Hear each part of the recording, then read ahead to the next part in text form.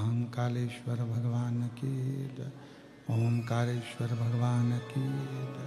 कृष्णेश्वर महादेव की जय।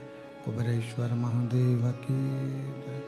हर हर महादेव, हर हर महादेव, हर हर महादेव।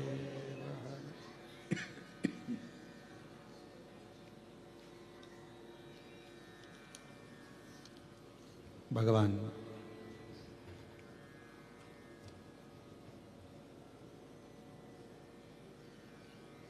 देवाधिदेव महादेव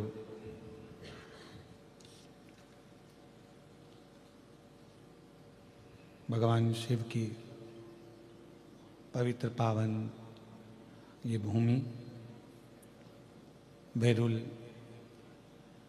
कृष्णेश्वर महादेव की 12 ज्योतिर्लिंग में से एक ज्योतिर्लिंग, पवित्र पावन धरा, जिस भूमि पर बैठकर ऑनलाइन श्री शिव महापुराण की कथा श्रवण करने का सौभाग्य आप और हमको प्राप्त हुआ। कथा के मुख्य यजमान वैसे तो श्री कृष्णेश्वर बाबा की कृपा है और उन्हीं के सानिध्य में ये कथा हो रही है। उन्हीं की प्रेरणा से सुलभा श्री सोपान दत्तात्रेय नारखेड़े जी, श्री स्वज्योति श्री राजेंद्र आनंदराव पाटिल जी, सोपल्लवी श्री हितेश जी नारखेड़े जी, छोटी बहू श्री गौरव जी नारखेड़े जी इस पवित्र कथा के यजमान पद ग्रहण करे हैं। कथा मंडप में विराजमान सभी संत साधु सन्यासी तपस्वी साधक उपासक एवं बेलूर क्षेत्र के ही इस छत्रपति संभाजी नगर के कृष्णेश्वर बाबा के इस पवित्र मंदिर प्रांगण को आनंद के साथ में पूर्ण सुरक्षा के साथ संभाल रहे क्षेत्रीय कलेक्टर महोदय श्री दिलीप स्वामी जी, मैं आपको बहुत बहुत धन्यवाद देता हूं जो आप सपत्नी यहाँ पधारे और पूरे कृष्णेश्वर बाबा का जो आपने हमको आज बताया कि गुरुदेव इस तरह से कृष्णेश्वर ज्योतिर्लिंग का विकास हो रहा है, उसके लिए मैं आपको और पूरी प्रशासन को बहुत बहुत धन्यवाद देता हूं। सरकार को जो कृष्णेश्वर बाबा के लिए उन्होंने इतना सुंदर प्लान आयोजित किया। इसी कथा मंडप में विराजमान 12 ज्योतिर्लिंग में से एक ज्योतिर्लिंग श्री कृष्णेश्वर महादेव के पुजारीगण, ब्राह्मणगण, ट्रस्टीगण जो इस पवित्र कथा मंडप में विराजे, आप सभी ट्रस्टियों को बहुत बहुत प्रणाम, पंडित ब्राह्मण पुजारियों को प्रणाम, यहाँ के पंडागणों को प्रणाम, जिन्होंने इस पवित्र पावन भगवान देवाधिदेव महादेव की आराधना कर कर, साधना कर कर भगवान शिव की विरल भक्ति को प्राप्त किया। ये कथा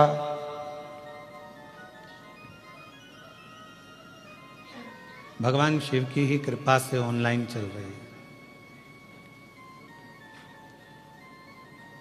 और पूरी शिव महापुराण की कथा एक विश्वास की कथा है। जैसे आपको कथा में कहा, वर्णन किया कि अपना परिश्रम, अपनी मेहनत, अपना संघर्ष, जब व्यक्ति अपनी लगनता से काम करता है, मेहनत से काम करता है और परिश्रम पूरा करता है, तो मेरा देवाधिदेव महादेव भी उसका साथ अवश्य देता है और उसको मंजिल तक जरूर पहुंचाता है। शिव आपकी मेहनत का इंतजार करते हैं और आप किसका इंतजार करते हैं कि भगवान शिव कृपा करें। शिव कहते हैं कि पहले तुम मेहनत तो करो, कर्म तो करो, जब तुम मेहनत करोगे, कर्म करोगे, लगनता से आगे बढ़कर कार्य करोगे तो निश्चित है कि मेरा देव अधिदेव महादेव आपके मार्गों को सुलभ बनाएगा, मार्ग प्रशस्त करेगा।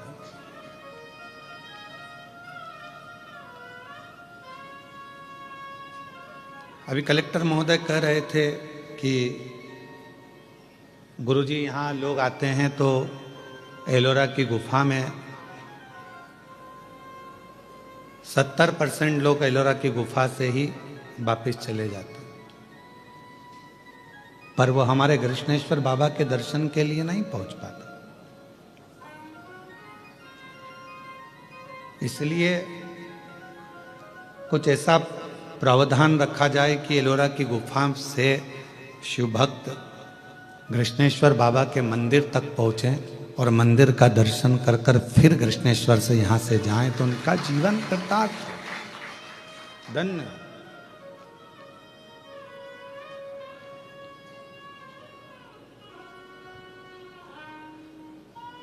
एक विश्वास, एक भरोसा, एक दृढ़ता जब ये हमारे भीतर होगी और हमारी कार्यशैली, हमारा कर्म यदि प्रबल होगा तो निश्चित है कि हम अपनी मंजिल तक पहुंचेंगे।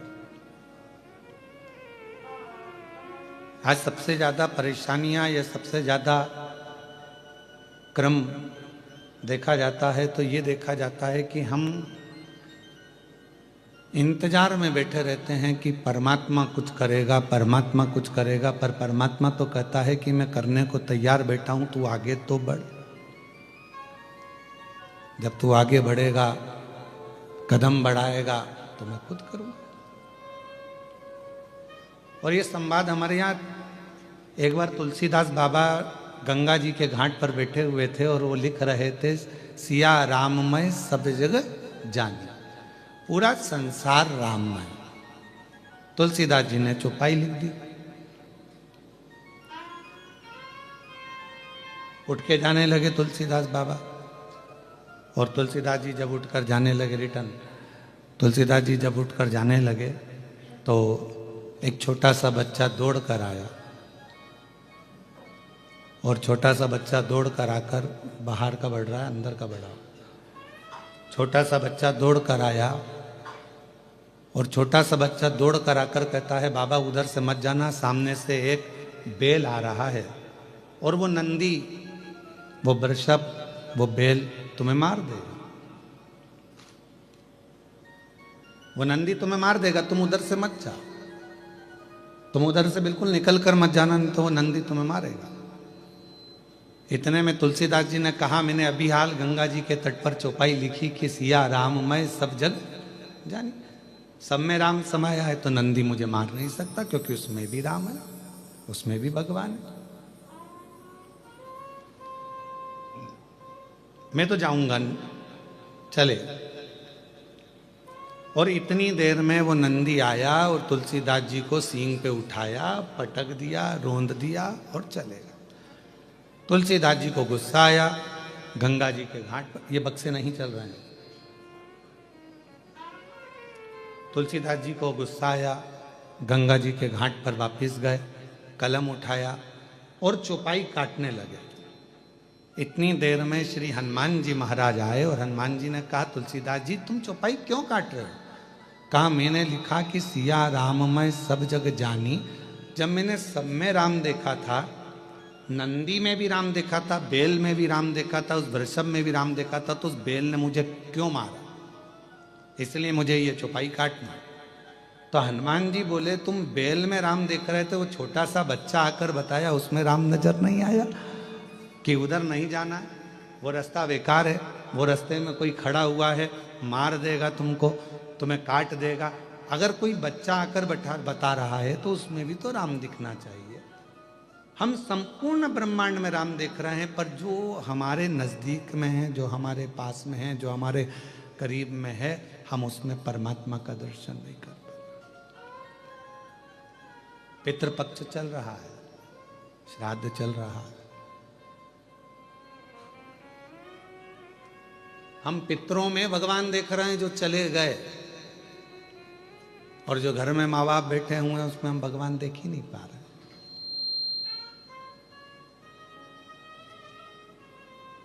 हम संपूर्ण जगत में परमात्मा को देख रहे हैं, पर अपने घर में जो लोग रह रहे हैं, अपने घर में जेठानी रह रही है, देवरानी रह रही है, देवर रह रहा है, जेठ रह रहा है, ससुर रह रहे हैं, सास रह रहे हैं, माता रह रही हैं, पिता रह रहे हैं, बहन रह रही है, भाई रह रहे हैं, जो हमारा कुटुंब रह रहा है, जो हमारा परिवार रह रहा है, वो सब परमात्मा का ही तो एक स्वरूप है।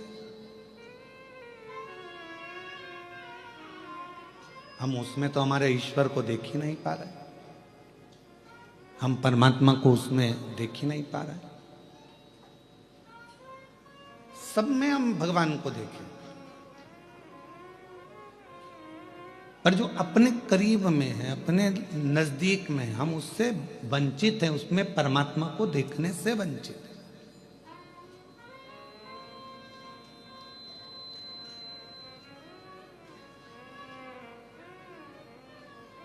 भूख, भोजन और भय, क्या क्या चीज है? जम के बोलो। भूख, भोजन और भय, ये तीन चीजें हैं। और ये तीनों चीजें व्यक्ति के जीवन में कब समाप्त होती है? जब तक भगवान नहीं मिलता तब तक, परमात्मा नहीं मिलता तब तक। भगवान की कथा में आपका मन लग गया, भगवान के सत्संग में मन लग गया, भगवान के भजन में मन लग गया, शिव जी की आराधना में मन लग गया, तो फिर तुम्हारी भूख भी चली जाएगी। यही कि यही अपने कर्म के प्रति भी, तुम्हारा मन पढ़ाई में लग गया, तुम्हारा मन कार्य में लग गया, तुम्हारा मन अपनी नौकरी में, सर्विस में, व्यापार में, जो तुम लगनता से काम में लग गए, और तुम्हारा दिल यदि काम में लग गया, तो तुम्हें भूख नहीं लगेगी, भूख नहीं लगेगी। पत्नी भी फोन कर कर बोलेगी 1:30 बज रही है, 2 बज रही है, टिफिन भेजा है, कब खाओगे, क्या हो गया, कब आओगे, बार बार वो फोन लगा रही है। पर उसको कौन समझाए कि जब व्यक्ति एक लगन से कर्म के प्रति जागृत हो जाता है, एक लगन से कर्म करने लगता है, परमात्मा की कथा सुन रहा हो, भजन कर रहा हो, कीर्तन कर रहा हो, या अपने कर्म को कर रहा हो, तो उसकी भूख अपने आप चली जाती है, अपने आप चली। फिर दूसरे नंबर पर बताया कि दूसरे नंबर पर जाता है भोजन। भोजन मतलब सामने भोजन रखा हुआ है, सामने बहुत अच्छे पकवान रखे हुए हैं, पर काम में इतने व्यस्त हो जाते हैं, अपने कर्म में इतने डूब जाते हैं, परमात्मा के नाम में इतने डूब जाते हैं कि रखा हुआ भोजन भी अच्छा नहीं लगता, जल्दी जाना है मुझे, अब भी आना, भोजन नहीं। भूख चली गई, भोजन चले गया, और तीसरे नंबर पर है भय।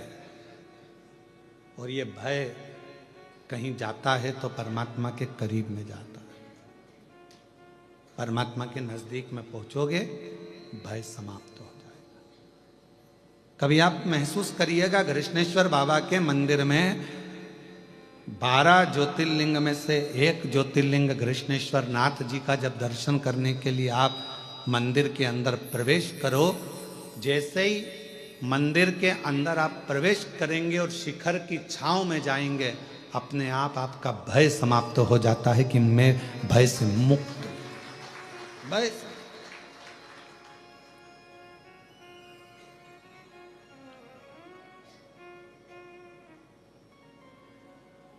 भय कब लगता है? जब व्यक्ति अकेला होता है। छोटे से बच्चे का हाथ पकड़ कर चलो, पूरे मेले में घूमना। कृष्णेश्वर बाबा का जो मेला भरा है ना, आपके आसपास में कोई मेला भरा है तो बच्चा साथ में रहे, अपने पापा के, अपनी मम्मी के, अपने भाऊ के, अपने पिताजी के और माताजी का, अपनी आई का हाथ पकड़ा हो, और बच्चा सब दूर घूमेगा ना, तो उसको मेला बहुत अच्छा लगता है, खूब खुश होता है, मेले में खूब नाचता है, खूब आनंद लेता है। पर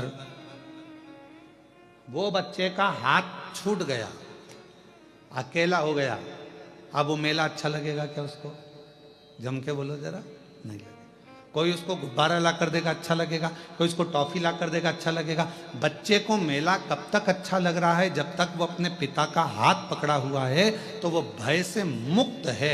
अब तो कोई भी उस बच्चे को मिलता है तो उसको भय लगता है, उसको डर लगता है। उसी तरह जब तक आप अपनी जिंदगी में एक बार अगर कृष्णेश्वर बाबा के दर्शन नहीं करे हो तो समझ लो आप भय में पड़े हुए हो, और जिस दिन कृष्णेश्वर बाबा के दर्शन कर लिए उस दिन भय से मुक्त हो गए हो। भय से। पिता है मेरा साथ में, मेरा बाबुल है साथ में, मेरा बाबा है साथ में, मेरा शंभू मेरे साथ में है।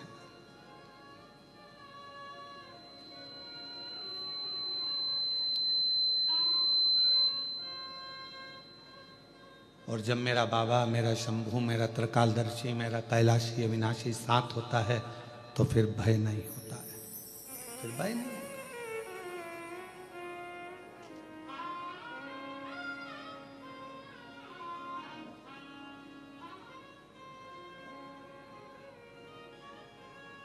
वो कहे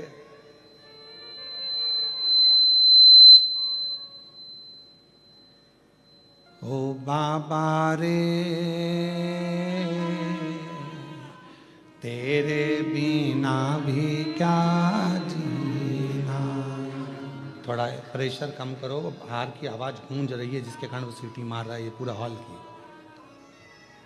ओ बाबा रे तेरे बिना भी क्या जीना, ओ शंभू रे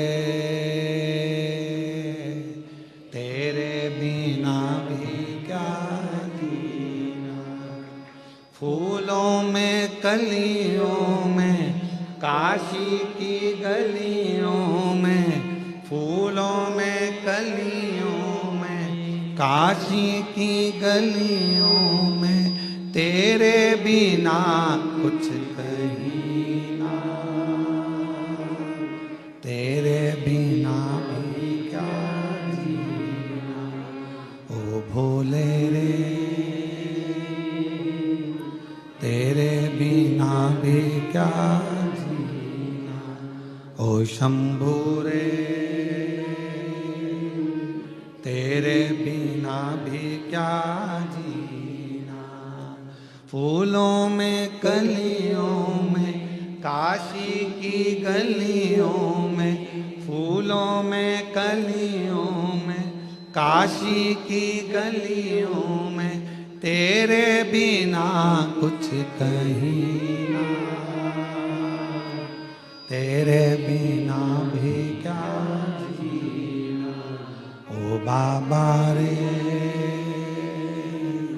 तेरे बिना भी क्या जीना, ओ शंभू रे तेरे बिना भी क्या जीना। अकेले नहीं रहोगे जिस दिन शिव के करीब में आ गए, जिस दिन भगवान शंकर के पास आ गए, शिव के नजदीक आ गए, जिस दिन भगवान शंकर की शरणागति में आ गए। मिठास लाओ मिठास, गला पकड़ रहा है वापस। भगवान शिव के जिस दिन करीब में आ गए, भगवान शंकर के जिस दिन नजदीक आ गए, उस दिन अकेले नहीं रहोगे। भगवान के करीब में आने के बाद व्यक्ति अकेला नहीं रहता।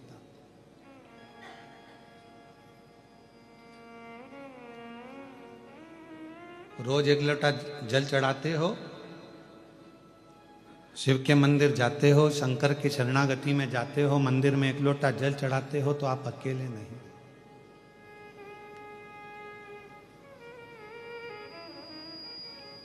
अभी आपको कथा में कहा था कि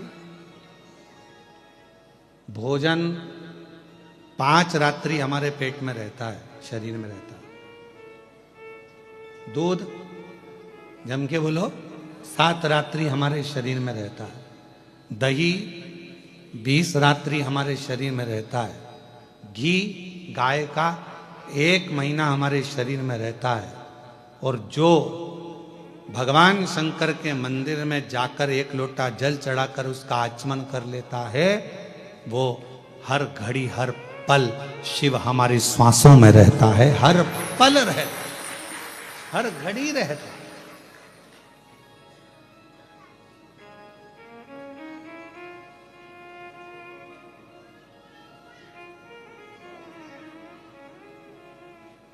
फूलों की कलियों में, काशी की गलियों में, फूलों की कलियों में, बेलुर की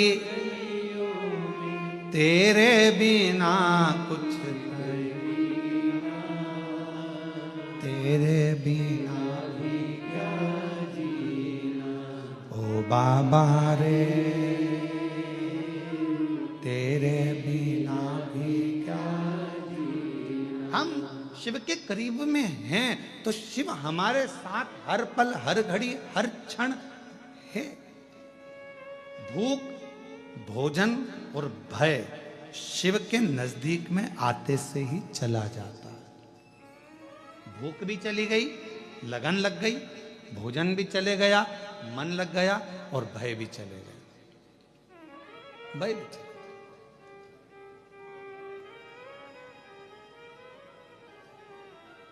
अब जब भगवान से लगन लगाकर बैठ गए तो पूरन पोली और आमटी भाएगी।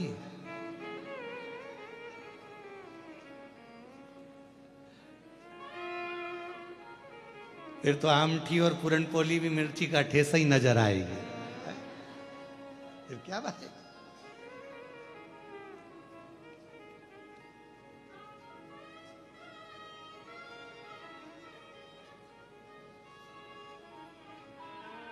और एक बात और है, तुमचा मराठी भाषा चांगला आहे।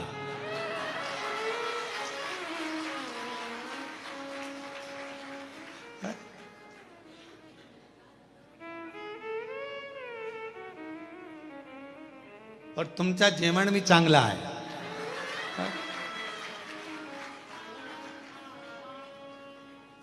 नारखेड़े जी या पाटिल जी, तुम लोग एक एक महीना बांध लो हमको मराठी सिखाने के लिए। एक महीना एक आओ, एक महीना एक आओ, जहां हमारी कथा चले वहां रहकर 1 घंटा में मराठी सिखाओ।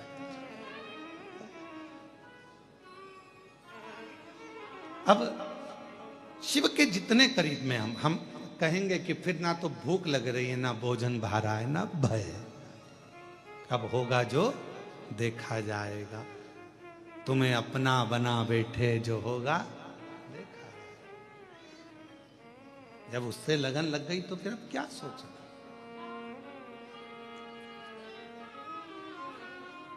और जब परमात्मा से लगन लगाकर बैठ जाते हैं, जब भगवान से लगन लगाकर बैठ जाते हैं तो फिर कोई भय नहीं रहता।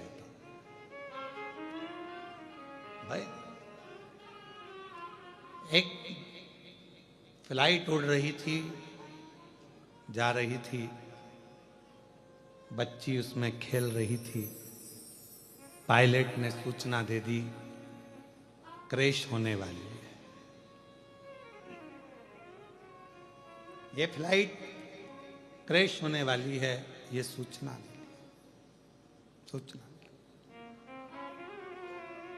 और ऐसी सूचना मिली।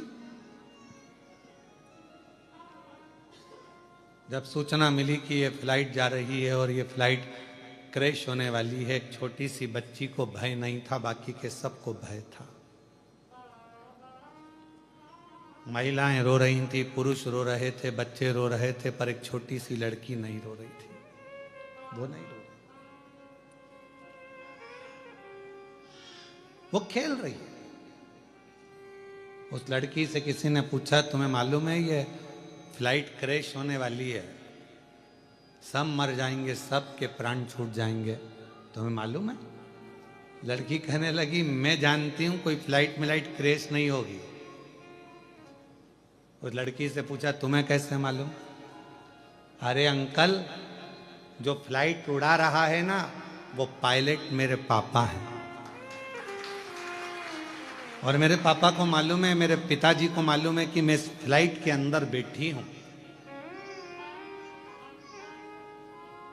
जब फ्लाइट उड़ाने वाला तुम्हारा पिता होगा, उसको मालूम होगा कि तुम अंदर हो, तो वो फ्लाइट क्रैश होने देगा? पूरे दम लगा देगा कि इसमें फ्लाइट में मेरी बेटी बैठी है। तुम्हारी जिंदगी में दुख आया, तुमने शिव जी को 1 लोटा जल चढ़ाना प्रारंभ करा, समझ लो कि तुम्हारी जिंदगी में दुख आया है, मतलब फ्लाइट में तुम बैठे हो पर याद रखना फ्लाइट चलाने वाला तुम्हारा पिता कृष्णेश्वर महादेव है। क्यों सोचना, किस लिए विचार करना, क्यों सोचना? हम उस पे आधारित तो हों, हम उस पे आधारित ही नहीं हो पाए तो क्या मतलब का?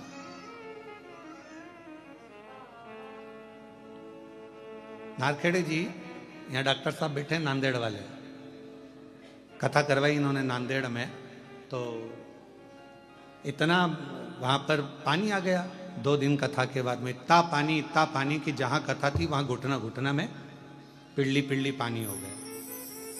अब कथा इनके घर से ऑनलाइन हुई ना, डॉक्टर साहब बोलते रहे गुरुजी कथा पंडाल में होगी कि नहीं होगी। हमने कहा सब बाबा पर छोड़ दो, तुम ऑनलाइन कथा चलने दो। 2 दिन ऑनलाइन कथा चली, तीसरे दिन स्वयं प्रशासन ने कह दिया कि जगह पूरी खाली हो चुकी है, आराम से कथा करिए, शिव को कथा कराना थी और कथा पूर्ण। हम जब तक ये सोचते हैं, हम जब तक ये विचार करते हैं कि घर में चला रहा हूं, कथा में करा रहा हूं, परिवार में संभाल रहा हूं, ये सब कुछ मेरा है, तब तक हम भय में जिंदगी जीते हैं। और जिस दिन हमने सोच लिया कि सब कुछ भोलेनाथ का, सब कुछ भोलेनाथ का, फिर भय नहीं रहता, फिर भय नहीं रहता। बेटा किसका? शिव जी का। तुम अपना क्यों मान रहे हो? संकल्प छोड़कर कह दो कि ये मेरा बेटा नहीं, ये तो स्वयं जगत गुरु शंकराचार्य जी का एक प्रसंग आता है। जगत गुरु शंकराचार्य जी जब बाल्य अवस्था में थे, छोटे सी अवस्था थी और उनके अंदर इतनी विद्वत्ता थी भगवत भजन की, और वो जब माता जी के साथ में एक तालाब में गए तो माँ उनको जाने नहीं दे, उनको भजन करने नहीं दे, उनको लगे कि ये मुझे छोड़कर चले जाएगा। माँ के सामने तालाब के अंदर चले गए छोटा सा बालक शंकर, और अंदर गए और चिल्लाने लगे, माँ मुझे मगर ने पकड़ लिया, माँ मुझे मगर ने पकड़ लिया। माँ अंदर कैसे जाए, उसे तैरना नहीं आता था, बच्चे को कैसे भगाए। तब शंकर ने कहा, माँ मगर कह रहा है, तू मुझे अब्बी की अब्बी दान दे दे शिव जी को कि मेरा बेटा शंकर का।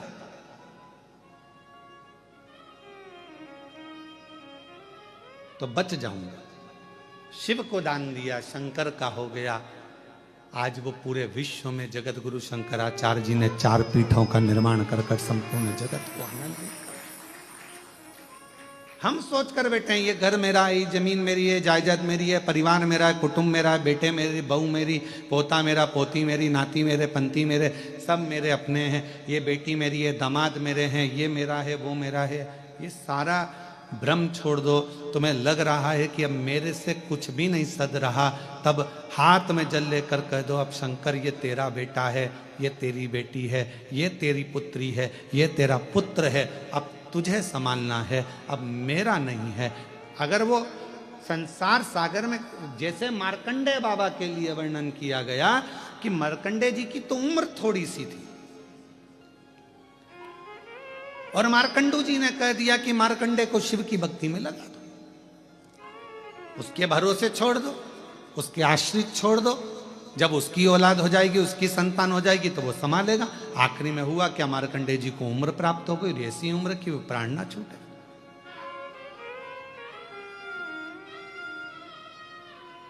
हम ब्रह्म में जी रहे हैं। ये मेरा बेटा, ये मेरी बेटी, ये मेरा परिवार, ये मेरा परिवार, ना ना ना। जिस दिन आपने ये विचार कर लिया कि ये सब कुछ मेरे भोलेनाथ का है, मेरा बेटा भी शंकर का, मेरी बेटी भी शंकर की, तब अगर ये मेरा बेटा ठीक है, अगर मेरा बच्चा ठीक हो। और हम कई लोगों से, ऐसे कई लोग आते हैं कुबरेश्वर धाम पर, जिनको डॉक्टर ने, कई बीमार लोग आते हैं, हम तो कहेंगे कि बहुत ज़्यादा तबीयत खराब है, स्वास्थ्य ठीक नहीं है, तो हम तो उनसे कहते हैं कि अपने घर में रहकर कथा सुनो और बाबा का भजन करो, जब ठीक हो जाओ तब बाबा के धाम। फिर भी लोग नहीं मानते, आ जाते बहुत बीमार से, किसी को कैंसर हो गया, किसी का किडनी लीवर खराब हो गया, किसी का कुछ हो गया।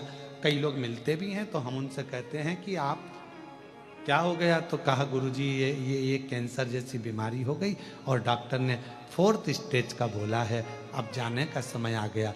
हमने कहा कि आप किसके पुत्र हो? तो वो कहते हैं हमारे पिताजी का नाम ये है। फिर हमने पूछा तुम्हारे दादाजी का नाम क्या है? तो हमारे दादाजी का नाम ये है। तब हमको कहने में आ जाता है इतनी बड़ी बीमारी हो गई, तो ईमानदारी से बताओ, दादाजी का नाम तुम्हें लेने से पहले, पिताजी का नाम लेने से पहले कोई तुमसे पूछे इतनी बड़ी बीमारी में कि तुम औलाद किसकी हो, तो तुम्हें छाती ठोक कर कहना चाहिए इस बीमारी में कोई साथ नहीं देता, मैं शिव का हूं, शंकर का पुत्र हूं मैं, शिव की औलाद हूं मैं। कृष्णेश्वर नाथ, महाकाल बाबा, कुबेर भंडारी मेरे पिता हैं, मैं उनकी औलाद हूं। और जिस दिन बड़ी बीमारी में भी तुम्हारे मुख से यह निकलना चालू हो जाए कि वो शंकर मेरे पिता हैं, तो फिर पिता तुम्हारा इलाज अच्छा करा देगा, चौथे स्टेज में भी तुमको ठीक करा कर घर में बिठा देगा। वो शिव, वो शंकर।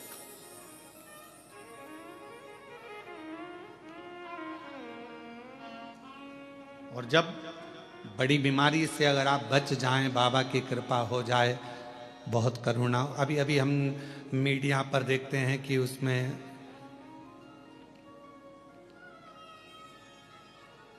कई लोग बता रहे हैं कि 2026 से 2029 तक बड़ा भारी रहेगा, इतने लोग निपट जाएंगे, इतने लोग सुलझ जाएंगे। हम सबसे कहते हैं, सबने बताया कि एक ये 2026 से लेकर 2029 तक इतने मरेंगे, ऐसा उपद्रव होगा, ऐसा होगा, वैसा होगा, हम सब मान रहे हैं। हम सारी पुराणों के भी मान रहे हैं कि बोल दिया उन्होंने, लिख दिया उन्होंने कि ये चीज होगी। पर इतना भी हम विश्वास के साथ कहते हैं 2026 से लेकर 2029 तक एक दिन भी शिव महापुराण की कथा मत छोड़ो, तुम्हारा बाल बांका नहीं हो। कथा मत छोड़ो तुम एक दिन भी। मोबाइल में जिसमें मिल जाए तुम्हें, फेसबुक, यूट्यूब, तुम शंकर की कथा को सुनना चालू कर दो। दुनिया में कितना भी उपद्रव होगा पर तुम्हारा बाल बांका नहीं होगा, बाल बांका नहीं। उसको पिता मान लो ना।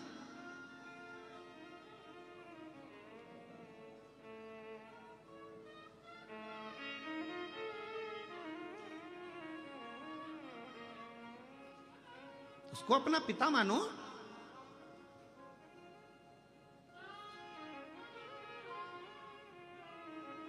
और जब हम उसको पिता मानेंगे तो हमारे भीतर का भाव अपने आप जागे। हमारे जितने रोग हैं, हमारी जितनी तकलीफें, हमारे जितने दुख हैं, सब शिव के हो। हमारा है ही क्या।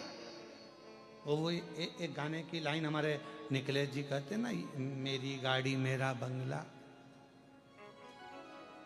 क्या है? मेरी गाड़ी मेरा बंगला, मेरा पैसा सब तेरा, सब कुछ तेरा भोलेनाथ, मेरा तो कुछ भी नहीं, सब कुछ तेरा भोलेनाथ, मेरा तो कुछ भी नहीं। मेरी गाड़ी मेरा बंगला, मेरा पैसा सब तेरा, सब कुछ तेरा भोलेनाथ, मेरा तो कुछ भी नहीं। अभी भी तुम्हारे मुंह से आवाज नहीं निकल रही कि मेरा तो कुछ भी नहीं। इतने चतुर हो तुम लोग, जरा विचार कर लो। अभी भी तुम्हारे को लग रहा है सब कुछ मेरा, तो तुम्हें बोलना चाहिए सब कुछ तेरा भोलेनाथ, मेरा तो कुछ भी नहीं, सब कुछ तेरा भोलेनाथ, मेरा तो कुछ भी नहीं। क्यों बाहर वालों, ठीक हो?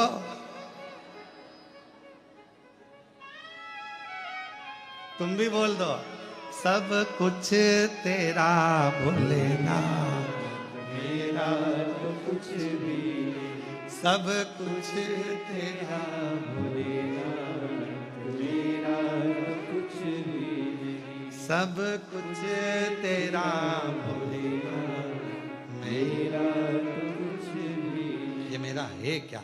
संसार में जो कुछ मिला, ये सारा जीवन का हर पल 21,600 श्वास जो रोज मिलती है, 3.5 करोड़ रोम छिद्र जो मनुष्य के शरीर में मिले हैं और ये 21,600 श्वास जो मिल रही है, ये सब शिव की तो है। भय से मुक्त होने का सबसे सुंदर तरीका है भगवान की भक्ति।